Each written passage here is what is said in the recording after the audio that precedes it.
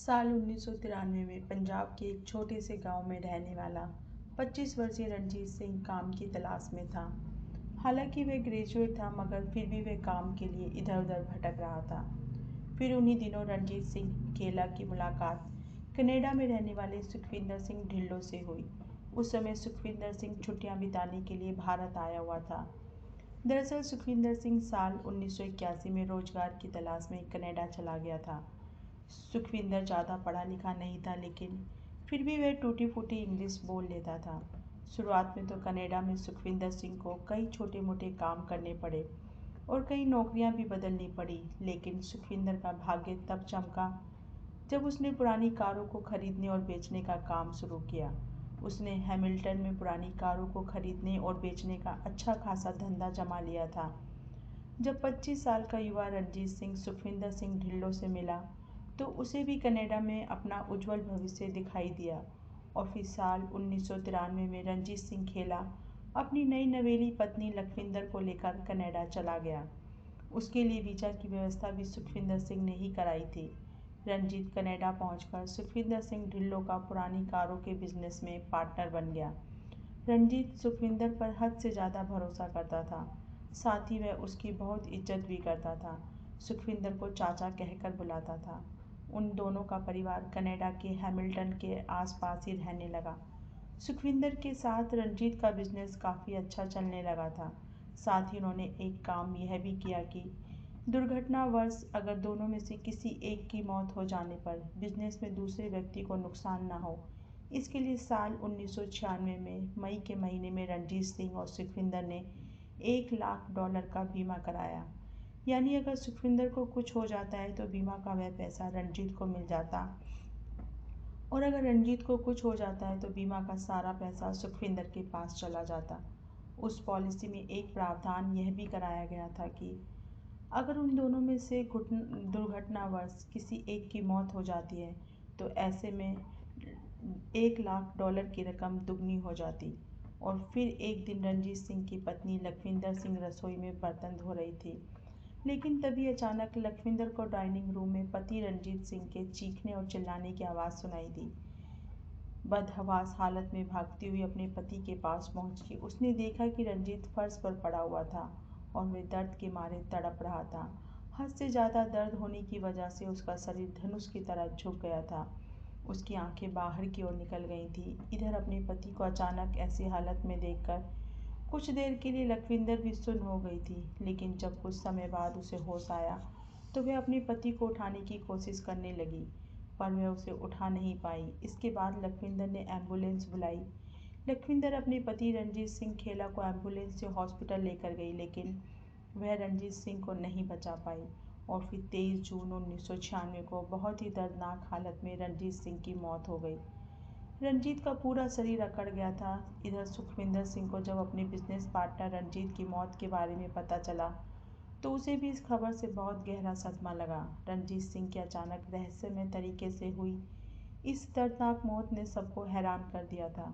और तो और कनाडा के डॉक्टर भी रंजीत की मौत से बहुत हैरान थे, क्योंकि उन्हें रंजीत की बॉडी पर किसी चोट के कोई भी निशान नहीं मिले थे और न ही उसके शरीर में किसी तरह के जहर के कोई अंश मिले थे।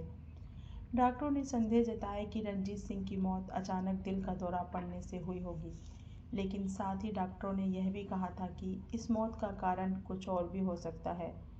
इसके बाद हैमिल्टन पुलिस ने रणजीत सिंह की लाश को अपने कब्जे में ले लिया। इधर रणजीत की मौत के बाद बीमा की रकम उसके बिजनेस पार्टनर सुखविंदर सिंह ढिल्लों को ही मिलनी थी, लेकिन इससे पहले इंश्योरेंस कंपनी के एक अधिकारी को पहले रणजीत सिंह की मौत की पूरी जांच पड़ताल करनी थी। और जब वह अधिकारी इंश्योरेंस कंपनी को अपनी रिपोर्ट पेश करता तो उस रिपोर्ट के आधार पर ही सुखविंदर सिंह को बीमा की तयशुदा रकम यानी $2 लाख दे दिए जाते। इसलिए रणजीत सिंह की मौत की जांच करने के लिए कनेडियन लाइफ इंश्योरेंस कंपनी के claim investigator Cliff Elliott Ranjit Singh Khela के बिजनेस पार्टनर सुखविंदर सिंह के घर हैमिल्टन पहुंचे। उन्होंने बीमा से जुड़े सभी डॉक्यूमेंट की जांच पड़ताल की। सारे डॉक्यूमेंट बिल्कुल ठीक थे, लेकिन जब किल्फ एलियट सुखविंदर सिंह के घर पर बैठे थे तभी अचानक उनकी नज़र दीवार पर लगी एक तस्वीर पर पड़ी। उन्हें लगा कि यह तस्वीर उन्होंने इससे पहले भी किसी के घर पर देखी है। दरअसल दीवार पर लगी वह तस्वीर गुरु नानक साहब की थी। उस तस्वीर से किल्फ एलियट को लगा कि सुखविंदर सिंह के साथ वह ऐसा पहले भी कर चुके हैं, और जब एलियट ने अपने दिमाग पर थोड़ा जोर डाला तो उन्हें याद आया कि गुरु नानक साहब की यह तस्वीर उन्होंने सुखविंदर सिंह के पुराने वाले घर पर इस घटना से करीब 1.5 साल पहले देखी थी। यानी सुखविंदर सिंह के पुराने वाले घर पर बीमा क्लेम के लिए किल्फ एलियट एक बार पहले भी जा चुके थे, और वे बीमा क्लेम सुखविंदर सिंह की पहली पत्नी यानी परवेज कौर का था। 3 फरवरी 1995 को 36 वर्षीय परवेज कौर की मौत हो गई थी। सुखविंदर को अपनी पत्नी की मौत के बाद $2,15,000 बीमा में क्लेम में मिले थे। और तो और सुखविंदर सिंह ने अपनी पत्नी के नाम पर $18,000 का कर्ज भी ले रखा था। वह कर्ज भी माफ़ कर दिया गया था, लेकिन अब एलियट को यह बातें खटकने लगी थीं। उन्होंने इस मामले की डिटेल की जांच करने का फैसला किया। उन्होंने अपने शक को हैमिल्टन पुलिस के सामने रखा। एलियट ने पुलिस को बताया कि मात्र 1.5 साल के अंदर सुखविंदर सिंह के जानने वाले लोगों में से उसके बहुत ही करीबी 2 लोगों की रहस्यमय तरीके से मौत हो गई, और वह दोनों बीमा क्लेम सुखविंदर सिंह को ही मिले हैं।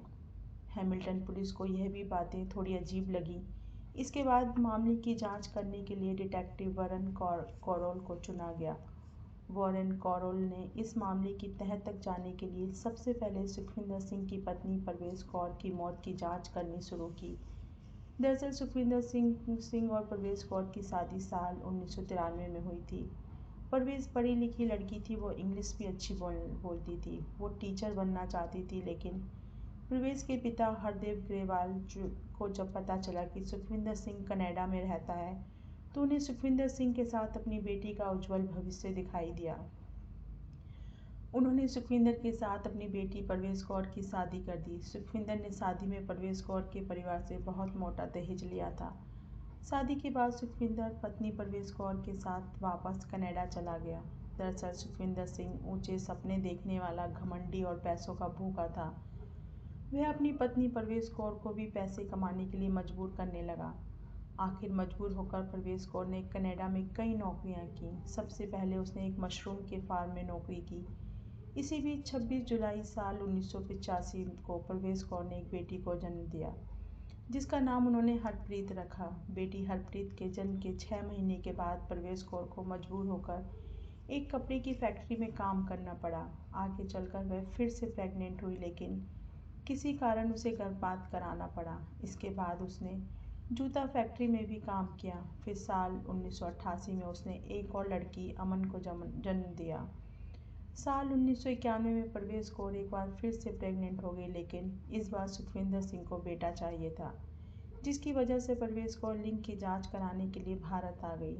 जांच में पता चला कि वह फिर से एक लड़की को जन्म देने वाली है, तो उसने गर्भपात करा लिया।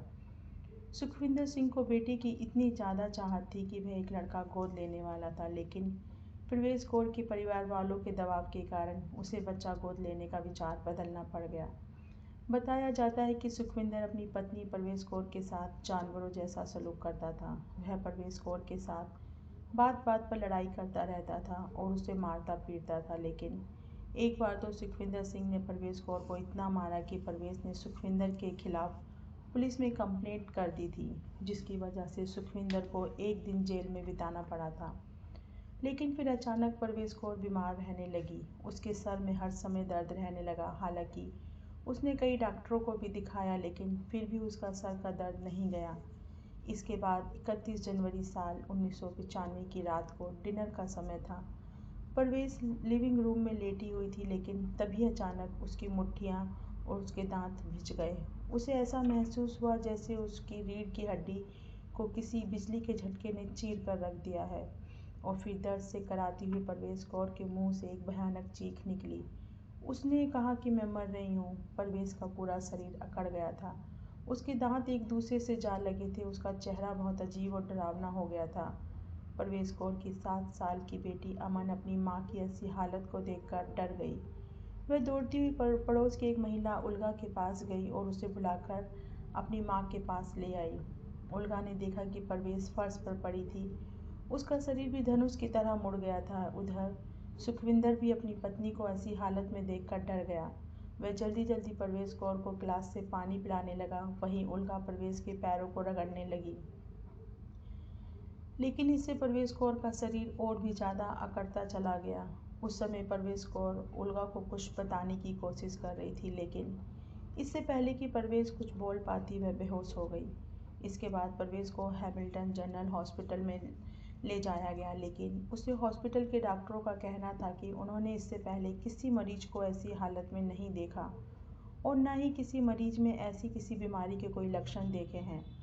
इसके बाद परवेश कौर को लाइफ सपोर्ट पर रखा गया। 4 दिनों तक वह बेहोश पड़ी रही, लेकिन सबसे अजीब बात यह थी कि परवेश के जितने भी टेस्ट हुए उन सब की रिपोर्ट नॉर्मल थी। और फिर 3 फरवरी को सुखविंदर की स्वीकृति लेकर परवेश के लाइफ सपोर्ट्स को हटा दिया गया।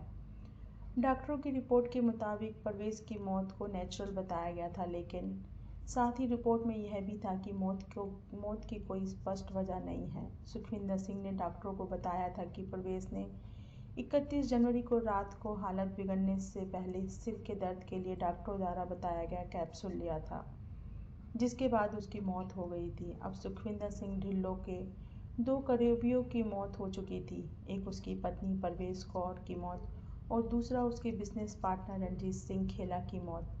उन दोनों की मौत एक जैसे ही हुई थी, यानी उन दोनों की ही मौत के कारण का पता नहीं चल पाया था।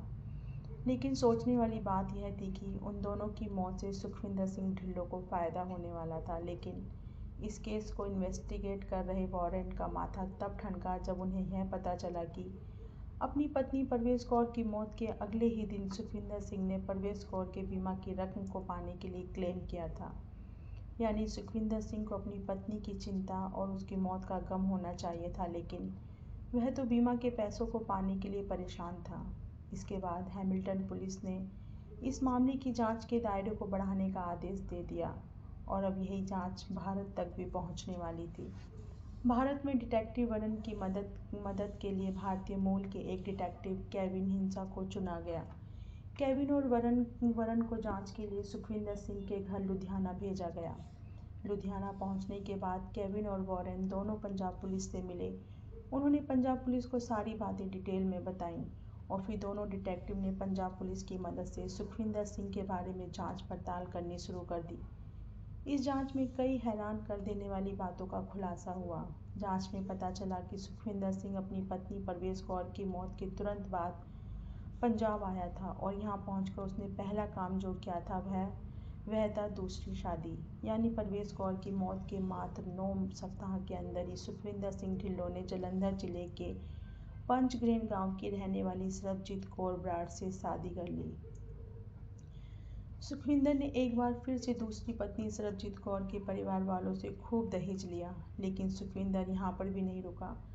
उसने सरबजीत से शादी करने के कुछ ही दिनों बाद गुप्त तरीके से पंजाब के कपूरथला जिले के टिब्बा की रहने वाली एक लड़की खुशविंदर कौर प्रीत से तीसरी शादी कर ली। खुशविंदर के परिवार से भी उसने दहेज के रूप में खूब पैसे लिए। इसके बाद वे अपनी दोनों पत्नियों के साथ उन्हें जल्द से जल्द कनाडा ले जाने का वादा करके वापस कनाडा चला गया। इधर सरबजीत कौर और खुशविंदर के परिवार वाले उनके पासपोर्ट और ज़रूरी कागजात रेडी कराने में लग गए। कुछ महीने बीतने के बाद सुखविंदर सिंह ढिल्लों को खबर मिली कि उसकी दूसरी पत्नी सरबजीत कौर ने जुड़वा बच्चों को जन्म दिया है। सरबजीत ने अपने एक बच्चे का नाम गुरमीत और दूसरे बच्चे का नाम गुरविंदर रखा और फिर कुछ दिनों के बाद सुखविंदर सिंह ढिल्लों भी अपने जुड़वा बच्चों से मिलने कनाडा से पंजाब आ गया। सुखविंदर सिंह की दूसरी पत्नी सरबजीत कौर और उसके दोनों बच्चे बिल्कुल स्वस्थ थे। अभी कुछ ही दिन अच्छे से बीत ही रहे थे कि एक दिन अचानक सरबजीत कौर के दोनों जुड़वा बच्चों की तबीयत खराब हो गई और 12 दिनों के जन्म में उन दोनों बच्चों की मौत हो गई। बिना किसी जांच पड़ताल के उन दोनों बच्चों को दफन कर दिया गया। सुखविंदर सिंह अपने जुड़वा बच्चों की अचानक मौत से बहुत दुखी हो गया था। इसके बाद वे दूसरी पत्नी सरबजीत कौर से बताकर अपने पुश्तैनी घर लुधियाना चला गया, लेकिन उस दिन सुखविंदर सिंह ढिल्लों लुधियाना में अपने घर नहीं गया, बल्कि वह तो उस दिन अपनी तीसरी पत्नी खुशविंदर कौर प्रीत के घर गया था, जो अपने पति सुखविंदर सिंह का बेसब्री से इंतजार कर रही थी कि उसका पति आएगा और उसे अपने साथ कनाडा लेकर जाएगा। सुखविंदर सिंह अपनी पत्नी के इस सपने को पूरा करने के लिए उसे मेडिकल जांच के लिए लेकर गया। वहां चेकअप कराने के बाद तीसरी पत्नी खुशविंदर कौर को उसके गांव टिब्बा में छोड़कर सुखविंदर सिंह ढिल्लों वापस लुधियाना लौट गया। लेकिन लुधियाना पहुंचते ही सुखविंदर सिंह ढिल्लों को एक और बुरी खबर मिली। उसकी तीसरी पत्नी खुशविंदर कौर प्रीत यानी जिसको वह मेडिकल जांच के लिए ले गया था, उसकी भी मौत हो गई थी। खुशविंदर का शरीर बुरी तरह से अकड़ गया था। उसका चेहरा भी डरावना हो गया था। डॉक्टरों ने खुशविंदर कौर प्रीत की मौत की वजह किसी अज्ञात बीमारी को बताया। तीसरी पत्नी खुशविंदर की मौत के कुछ ही दिनों बाद सुखविंदर सिंह ढिल्लों ने एक और शादी की। उसकी चौथी पत्नी का नाम सुखविंदर कौर ग्रेवाल था। इधर अब तक सुखविंदर सिंह ढिल्लों से जुड़े 5 लोगों की मौत हो चुकी थी, जिनमें से 2 मौत कनाडा में यानी एक परवेज कौर, दूसरा रणजीत सिंह खेला की, और 3 मौत भारत में, जिनमें 2 जुड़वा बच्चे गुरमीत और गुरविंदर और तीसरी खुशविंदर कौर प्रीत की मौत। लेकिन इनमें सबसे आखिरी मौत रणजीत सिंह खेला की हुई थी, जिसकी वजह से यह जांच यहाँ तक पहुँची थी। लेकिन अब यह 5 मौत डिटेक्टिव वरुण और केविन के लिए एक पहेली बन चुकी थी। उधर कनाडा में रणजीत सिंह के शरीर से लिए गए सैंपल की फॉरेंसिक टेस्ट कराए गए। फॉरेंसिक टेस्ट में डॉक्टरों को रणजीत सिंह के शरीर में स्टर्न नाम का एक जहरीला पदार्थ मिला। यह जहर स्ट्रिंग्स नक्स वोमिका के एक पेड़ के बीजों में पाया जाता है। हालांकि यह पेड़ कनाडा में नहीं पाए जाते, लेकिन यह पेड़ हमारे भारत में बहुत ज़्यादा मात्रा में पाए जाते हैं। इसके बाद डिटेक्टिव वॉरेन और केविन फिर से पंजाब गए। वहां पर उन्होंने पंजाब पुलिस की मदद से सरबजीत कौर के दोनों जुड़वा बच्चों की लाशों को बाहर निकलवाया और जांच के लिए उन दोनों के शरीर से सैंपल ले लिए। फॉरेंसिक जांच में दोनों बच्चों के शरीर में भी स्ट्राइक के अंश पाए गए, यानी उन दोनों बच्चों को भी जहर देकर मारा गया था। खुशविंदर कौर प्रीत के शरीर का अंतिम संस्कार कर दिया गया था, इसलिए उसके शरीर की जांच नहीं हो पाई थी। लेकिन उसकी मौत के लक्षणों को देखकर भी यही कहा गया था कि उसे भी स्ट्रेन देकर ही मारा गया था। डिटेक्टिव वॉरेन और केविन अब इतना तो समझ गए थे कि सुखविंदर सिंह ढिल्लों कोई आम आदमी नहीं है, बल्कि वह एक सीरियल किलर है। उसने 1-2 हत्याओं को नहीं बल्कि 5 हत्याओं को अंजाम दिया था, जिनमें 2 मासूम नवजात बच्चे भी शामिल थे। लेकिन अब सवाल यह था कि आखिर सुखविंदर को स्ट्राइक कहाँ से मिला था। इस बात का पता लगाने के लिए कनाडा के दोनों जासूस लुधियाना में जड़ी बूटी बेचने वाले लोगों की दुकानों पर पहुंचे। वहां पर उन्हें चूहों और कीड़ों को मारने के लिए इस्तेमाल की जाने वाली एक दवा के बारे में पता चला। उस दवा का नाम था कूचड़ था। इसे कुचला और कजरा के नाम से भी जाना जाता है। उन दोनों डिटेक्टिव ने जब उस कूचड़ की जांच कराई तो उसमें स्टंट पाया गया था। साथ ही जांच में यह भी पता चला कि इंसान के शरीर में इस जहर का पता किसी नॉर्मल टेस्ट से नहीं लगाया जा सकता। और अब इससे साफ हो गया था, सुखविंदर सिंह ढिल्लों ने धोखे से कूचड़ के बीज खिलाकर 5 इंसानों को बड़ी ही बेरहमी से मार दिया था। साथ ही उसे यह भी पता था कि डॉक्टरों को नॉर्मल टेस्ट में इस जहर का पता नहीं चल पाता। इसलिए सुखविंदर सिंह ने अपने 5 शिकार को किसी न किसी बहाने से, यानी किसी को खाने में तो किसी को दवाई में स्ट्राइक मिलाकर खिला दिया था। क्योंकि आगे चलकर रणजीत सिंह की पत्नी लखविंदर ने भी कोर्ट में बताया था कि सुखविंदर सिंह चाचा ने उसके पति को पीठ दर्द और नपुंसकता खत्म करने वाली दवाई दी थी, जिसे खाने के बाद ही रणजीत सिंह खेला की दर्दनाक मौत हो गई थी। ठीक इसी तरह उसने अपने दोनों जुड़वा बच्चों, पहली पत्नी परवेज कौर और तीसरी पत्नी खुशविंदर को ठिकाने लगाया था।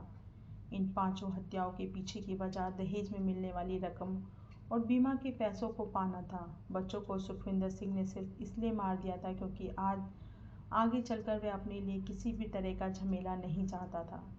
इसके बाद साल 1997 को अक्टूबर के महीने में सुखविंदर सिंह ढिल्लों को अपनी पहली पत्नी परवेज कौर और अपने बिजनेस पार्टनर रणजीत सिंह खेला की हत्या के जुर्म में हैमिल्टन पुलिस ने अरेस्ट कर लिया। हैमिल्टन पुलिस ने अपनी चार्जशीट में भारत में उन 3 कत्लों को नहीं जोड़ा था। हालांकि भारत से कई गवाहों को कनाडा भी ले जाया गया था। वहां कोर्ट में उन भारतीय गवाहों के बयान दर्ज किए गए। मॉनिट्रियल अदालत भी चली। लंबी सुनवाई के बाद साल 2001 में सुखविंदर सिंह ढिल्लों को आजीवन कारावास यानी उम्र कैद की सजा सुनाई गई। इसके बाद 21 नवंबर 2013 को 54 साल की उम्र में सुखविंदर सिंह ढिल्लों की कनाडा के किंगटन हॉस्पिटल में कैंसर से मौत हो गई। धन्यवाद।